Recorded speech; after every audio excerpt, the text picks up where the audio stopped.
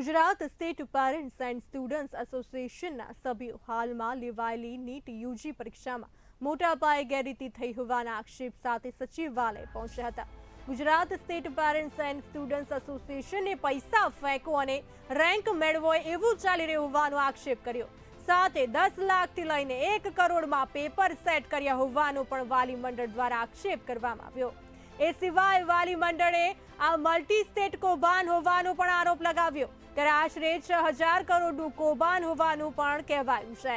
આ સમગ્ર મામલે આરોગ્ય મંત્રી અને મુખ્યમંત્રીને વાલી મંડળ દ્વારા રજૂઆત કરવામાં આવી હતી। હમણાં જે નીટ 2024 યુજી લેવાઈ એની અંદર બહુ જ મોટા પ્રમાણમાં ગડબડી, કૌભાંડો, ઇરેગ્યુલરિટી, ડિસ્ક્રિપન્સી કે ધાંધલી થઈ છે। સૌ જાણે છે, ન્યૂઝપેપરોમાં આવી રહ્યું છે, મલ્ટીમીડિયાની અંદર આવી રહ્યું છે। પૈસા ફેંકો, માર્ક મેળવો, પૈસા ફેંકો, રેન્ક મેળવો, 10 લાખથી માંડી અને આજના જ પેપરમાં છે 35 લાખથી 1 કરોડ રૂપિયાની અંદર પરીક્ષા પહેલા પેપરો સેટ કરવામાં આવે છે, પેપરો લીક કરવામાં આવે છે, આન્સર ક્યુ આપવામાં આવી છે। ગુજરાતથી માંડી ઘણી જગ્યાએ પેપર લીકેજના કેસ થયા છે। ગુજરાત સેન્ટરથી માંડી અન્ય જગ્યાએ એની એફઆઈઆર પણ ઓલરેડી થઈ ચૂકી છે। એટલે કે પરીક્ષા પહેલા ધાંધલી કરવા માટે પૈસા આપીને ઇવન ચેક દ્વારા પૈસા લેવાયા છે। 10 લાખ રૂપિયા એડવાન્સ આપો અને બાકીના 30 લાખ રૂપિયા પાછળથી આપો અને આ રીતે રેન્ક મેળવો। તો પરીક્ષા પહેલા આ રીતે ફિક્સિંગ કરવામાં આવ્યું છે।